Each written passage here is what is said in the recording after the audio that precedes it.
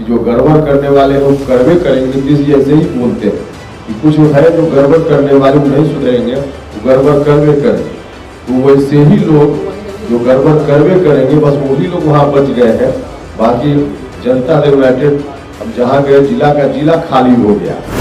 JDU का सिर्फ sign board बच गया है, अब वहाँ कुछ बचा नहीं है, बिल्कुल खाली डब्बा की तरह।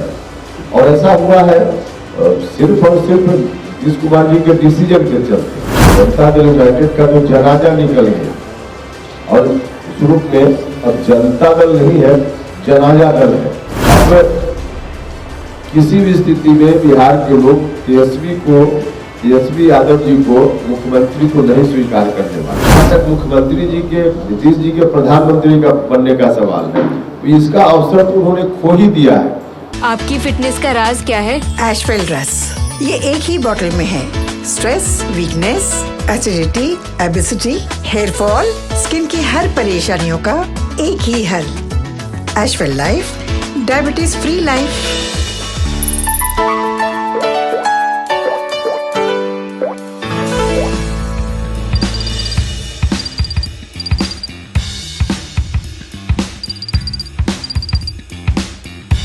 जदयू पार्टी छोड़ने के बाद उपेंद्र कुशवाहा ने अपनी नई पार्टी का गठन किया, जिसका नाम रखा राष्ट्रीय लोक जनता दल। जिसके बाद लगातार विरासत बचाओ यात्रा पर इन दिनों उपेंद्र कुशवाहा चल रहे थे।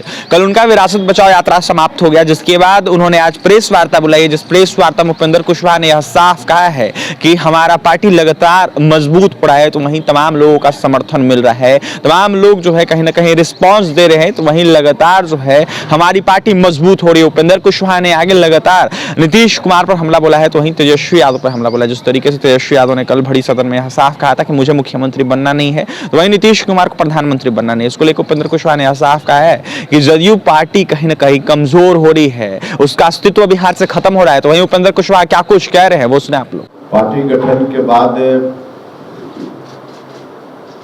विरासत बचाओ नमन यात्रा पर हम निकले थे। 2 चरणों में यात्रा होनी थी, आप सभी लोगों को मालूम है। दोनों चरण पूरा हो गया, कल यात्रा समाप्त हो गई कुर्था में। इस क्रम में हमने 28 फरवरी से शुरू करके भितिहरवा चंपारण गांधी जी के स्मारक से यात्रा की शुरुआत हुई और फिर वहां से हम जुब्बा सरनी का पैतृक स्थान वहाँ गए, मुजफ्फरपुर, बीनापुर, फिर रामफल मंडल, शहीद रामफल मंडल उनका पैतृक स्थान है बाजपट्टी सीतामढ़ी, वहाँ गए। शहीद सूरज बाबू का पैतृक गांव है मधुबनी में, वहाँ गए। और उधर से होते हुए फिर हम कर्पूरी ग्राम, जननायक कर्पूरी ठाकुर जी की जन्म धरती है, वहाँ गए। उधर से फिर स्वर्गीय जगलाल चौधरी उनका पैतृक स्थान है सारण में, और फिर शहीद चंद्रशेखर सिवान गए। और दूसरे चरण में फिर हम यहाँ से नालंदा से हमने शुरुआत की, यहाँ लाल सिंह त्यागी साहब और फिर उसके बाद गुरु सहाय बाबू का नमन हम लोगों ने किया। वहाँ से डॉक्टर श्री कृष्ण सिंह बिहार के प्रथम मुख्यमंत्री, उनका स्मरण बड़बिखा से पूरा में जाकर किया। उधर से तिलका माझी हम गए भागलपुर, उनका चरण छुआ। और फिर वहाँ से हमारे शेखो देवरा जयप्रकाश बाबू का जो आश्रम है, वहाँ जयप्रकाश बाबू के चरणों में सर झुकाते हुए गया, जहाँ पर्वत पुरुष दशरथ माझी साहब का स्मारक है, वहाँ गए। और फिर उधर से हमारे सासाराम डेहरी अवसर, जहाँ अब्दुल करीम अंसारी साहब की स्मृति में कार्यक्रम था, उनका पैतृक इलाका है। और फिर शहीद निशान सिंह सासाराम, उनकी प्रतिमा के समक्ष सर झुकाते हुए जगदीशपुर आए भोजपुर, जहाँ बाबू कुंवर सिंह जी के चरणों में सर झुकाया। और फिर चंदवा आरा, बाबू जगजीवन राम जी का पैतृक गांव है और उनका स्मारक है, वहाँ सर झुकाते हुए फिर अंतिम रूप से कल कुर्था शहीद जगदेव बाबू के चरणों में सर झुकाकर इस यात्रा का समापन हुआ। इस यात्रा के प्रति लोगों का आकर्षण इतना दिखा, जितनी अपेक्षा नहीं थी उससे ज्यादा, तो जितना हम लोग समझ रहे थे उससे कई गुना ज्यादा, और हर जगह इतना व्यापक समर्थन, समाज के सभी वर्ग के लोगों का समर्थन हर तरह से, खास करके वैसे लोगों का समर्थन भरपूर दिखा जो लोग राष्ट्रीय जनता दल से परेशान थे जब राष्ट्रीय जनता दल 2005 तक सरकार में था, और वैसे लोग फिर से राष्ट्रीय जनता दल की सरकार बिहार में आ जाए, इसको कहीं से स्वीकार नहीं करने वाले लोग हैं। तो उनके मन में जो एक बेचैनी दिख रही थी, जहां जहां गए वहां लोगों से बात हुई, उसके आधार पे उनके मन में बेचैनी दिख रही थी जब नीतीश कुमार जी ने फरमान जारी कर दिया था कि राष्ट्रीय जनता दल के हाथ में हम बिहार को सौंपेंगे, नेतृत्व आरजेडी के नेता का होगा। तो वैसे लोगों के मन में जो एक दहशत का वातावरण बन गया था, वैसे तमाम लोग काफी हर तरह से लोगों ने समर्थन दिया। हम जहाँ भी जाते थे भारी भीड़ लोगों की, इतना उत्साह, हर तरह से स्वागत। नतीजा होता था कि जहाँ हमको 3 घंटा में पहुंचना चाहिए था वहाँ 6-6 घंटा लग जाता था। एक आध जगह तो रात के 12:30 बजे हम एक सभा में गए जहाँ शाम में 6 बजे 7 बजे पहुंचना चाहिए था। 4 घंटा 5 घंटा 6 घंटा 7 घंटा तक इंतजार करके हम लोग की बातों को लोगों ने सुना है। तो बहुत ही अच्छा समर्थन हुआ। इस बात के लिए हम तमाम बिहार के सभी हिस्सा के लोगों के प्रति, जिन लोगों ने इतना बढ़ चढ़ कर समर्थन दिया, प्यार से दिखाया, उनके प्रति हम हृदय से अपनी पार्टी की ओर से आभार प्रकट करते हैं। साथ ही साथ पार्टी के जो साथी, एक तो पटना से बहुत सारे लोग दिन रात लगे रहे, और जिला में जहाँ गए वहाँ के साथियों ने भी बहुत बढ़ चढ़ कर तैयारी की। तो सब लोगों के सहयोग से यात्रा सफल हुई। पार्टी के साथियों का भी धन्यवाद, और मीडिया के बंधुओं का भी काफी सहयोग मुझको मिला, हर तरह से सहयोग मिला। जहाँ भी गए सब लोगों ने काफी, जो सच दिख रहा था सच को लोग दिखा रहे थे। तो सच दिखाना मीडिया की ड्यूटी बनती है, तो अपनी ड्यूटी का बेहतर निर्वहन करते हुए बहुत ही अच्छा कोऑपरेशन मुझको दिखा। तो मीडिया के लोगों का भी मैं हृदय से धन्यवाद करता हूँ। पूरे कार्यक्रम में जो लोगों का मन मिजाज हम लोग पढ़ पाए, इससे स्पष्ट हुआ, और हम लोग का भी उत्साह बढ़ा है। हम जब पटना में पार्टी गठन कर रहे थे, उस वक्त मन में थोड़ी शंका थी, पता नहीं लोग हमारे डिसीजन को किस रूप में लेंगे, क्योंकि पार्टी के गिने चुने जो साथी आए थे, 4-5 हजार लोग आए थे, उनके साथ 2 दिन तक विमर्श करके हम लोगों ने पार्टी गठन का फैसला लिया था। तो उन लोगों से जो लोग आए 4-5 हजार, उनकी भावना तो आई हमारे सामने, और उसके आधार पे निर्णय हम लोगों ने लिया। लेकिन आम जनता में किस रूप में हमारे निर्णय के प्रति लोग क्या रिएक्शन देंगे, इसको देखना बाकी था। तो हम गए लोगों के बीच में, तो लगा कि नहीं, हमारे डिसीजन पर लोगों ने मुहर लगा दी। जो डिसीजन हमारा था बिल्कुल उचित डिसीजन था, ऐसा लोगों को देखकर पूरे तौर पे अब यह बात प्रमाणित है।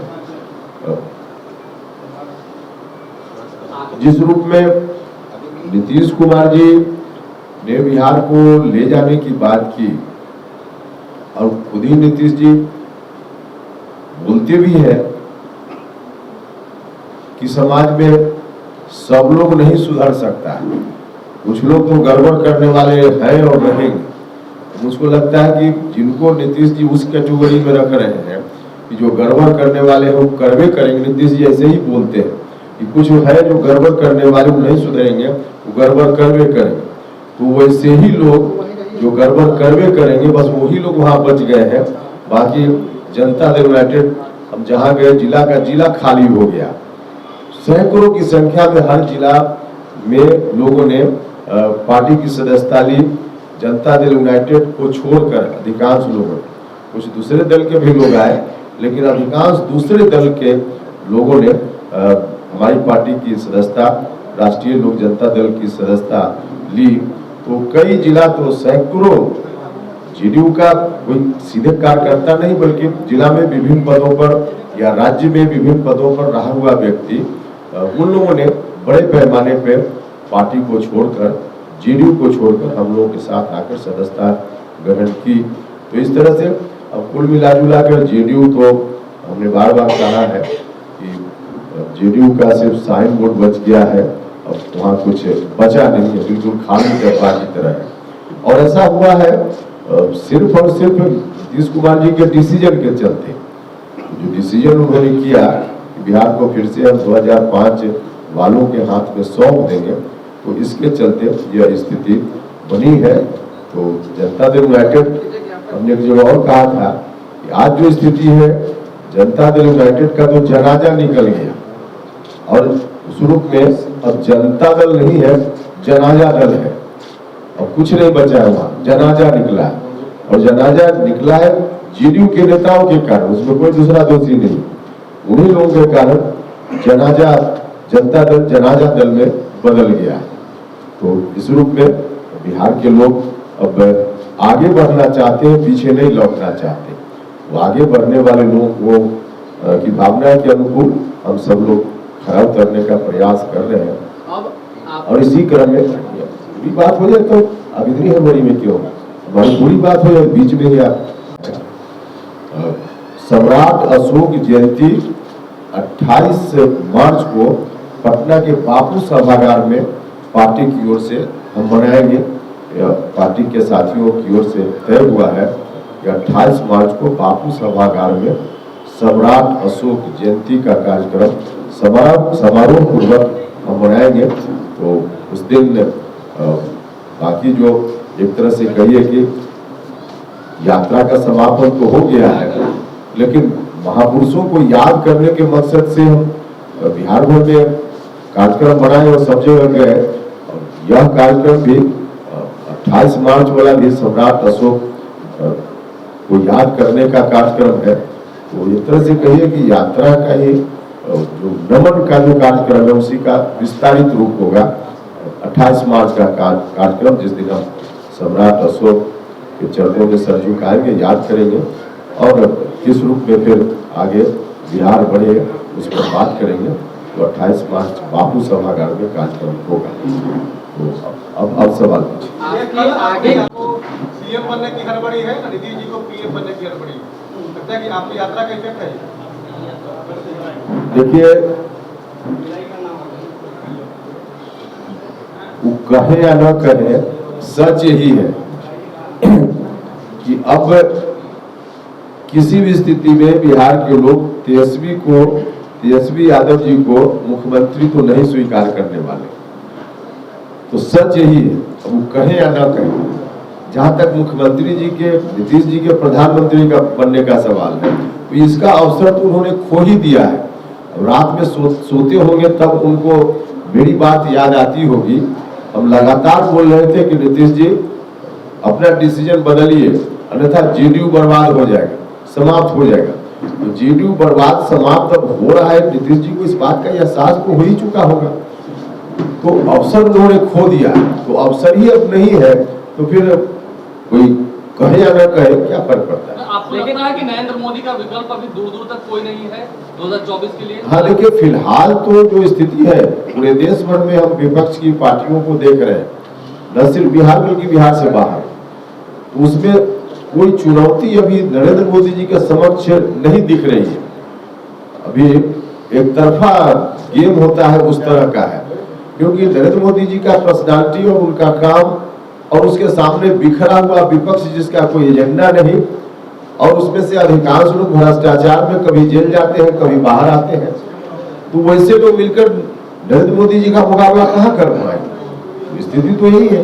पे आरोप सर, लगा है आपने कि कहा एक था भ्रमण कि ये मटेरियल है नीतीश कुमार, ये रुख नहीं, आप पार्टी बदलते ही नहीं, हम पार्टी में रहते हुए हम बोल रहे हैं। हम देखिए, ये बात सच है कि पहली बार जनता दल यूनाइटेड में अगर किसी ने कहा कि नीतीश कुमार जी पीएम मटेरियल है, तो हमने कहा था। बाद में चलकर पार्टी की ओर से और कुछ लोग बोलने लगे, लेकिन तब हमारी कोशिश थी कि जनता दल यूनाइटेड को हम नंबर 1 की पार्टी बनाए, जो हमने बार बार आपसे भी शेयर किया था कि जेडीयू को नंबर 1 की पार्टी हम बनाना चाहते हैं। लेकिन जेडीयू का रवैया जिस रूप में आगे चलकर हुआ, हम तो पार्टी में रहते हुए लगातार कहते रहे कि पार्टी कमजोर हो रही है, पार्टी नुकसान में जा रही है, संभलिए। हमने आगाह किया, कोशिश की, हर तरह से प्रयास किया, लेकिन नहीं संभले तो जनता दल यूनाइटेड तो लगातार कमजोर हुआ है और हो रहा है। अब तो धीरे धीरे कहिए कि अस्तित्व ही उसका समाप्त होने को है। तो अब जनता दल यूनाइटेड जो पार्टी है नीतीश कुमार जी की, उसका ही अस्तित्व नहीं तो फिर इस पार्टी का कोई नेता प्रधानमंत्री बनने के बारे में कहाँ उसमें कोई मामला बनता है। लेकिन आप पे आरोप लग रहा है जो यात्रा आपने निकाल रखी है वो भाजपा को फायदा, पहले से ही प्लानिंग था उपेंद्र कुशवाहा का भाजपा में जाने का। कौन कह रहा है? सब लोग कह रहे हैं, जेडीयू पे जो भी लोग ने तो कहा कि अब जेडीयू में वही लोग रह गए जिसको नीतीश जी ने कैटेगरी बना दिया है कि समाज में कुछ लोग हैं जो सुधार नहीं सकते, वो गड़बड़ करवे करेंगे। नीतीश यही बोलते हैं ना कि कुछ लोग हैं जो गड़बड़ करवे करेंगे, तो जो गड़बड़ करवे करेंगे वही लोग जब बच गए हैं तो लोग कुछ भी बोल सकते हैं। उनकी बात का क्या? चलिए ठीक। सर, एक प्रश्न मेरा है, जिस तरीके से नीतीश कुमार इंग्लिश लैंग्वेज को लेकर मुखर है, आपने देखा होगा कुछ दिन पहले भी एक किसान को उन्होंने बड़े मन से बोल दिया था और कल से विधान परिषद में भी बोल दिया। तो ये इस तरह की जो मानसिकता इंग्लिश लैंग्वेज को लेकर, इस पर आपका क्या कहना है? अरे अपने पार्टी कार्यालय में जो लगाए हुए हैं जो मंच पर कर्पूरी सभागार में, उस पर भी अंग्रेजी में जनता दल यूनाइटेड लिखा है। पहले उसको ना ठीक करें, आप लोग गौर नहीं किए हैं, उस पर भी अंग्रेजी में जनता दल यूनाइटेड लिखा हुआ है। देखिए, हिंदी को बढ़ावा या किसी भी जो लोकल लैंग्वेज है, हिंदी के साथ साथ जो भी लोकल लैंग्वेज है उसको बढ़ावा तो मिलना चाहिए। अंग्रेजी भी कोई पढ़ रहा है तो उसको उस पर रोक नहीं लगनी चाहिए। खैर वो तो एक अलग सैद्धांतिक बात है, लेकिन बीच बीच में नीतीश जी जो कुछ बोल देते हैं उसका अर्थ हमको समझ में नहीं आता है। एक दिन और किसी सरकारी कार्यक्रम में उसी तरह से विफल पड़े थे। वो आपके दबाव में बोल रहे हैं, जो भी बोल रहे हैं, लेकिन पहले अगर अंग्रेजी पर इतना ही उनका होता, वास्तव में सैद्धांतिक रूप से अगर विरोध की बात होती, कोई सैद्धांतिक विरोध की बात नहीं है।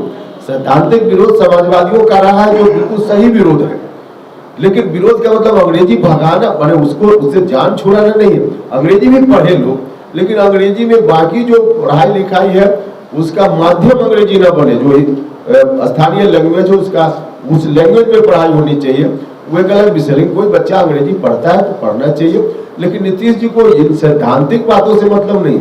सैद्धांतिक बातों से मतलब होता तो अपनी पार्टी के कार्यक्रम में शामिल करते, पार्टी की जो बैठकें होती है उसमें कुछ इस पर बात करते। तो कभी आपने सुना है कि उनकी पार्टी की बैठक में, आंतरिक बैठक में कभी इस तरह की चीजों को प्रमोट करते हो? और उल्टा कि उनका जो बड़ा बैनर लगा हुआ है पार्टी कार्यालय में, उसमें भी जनता दल यूनाइटेड अंग्रेजी में लिखा हुआ है।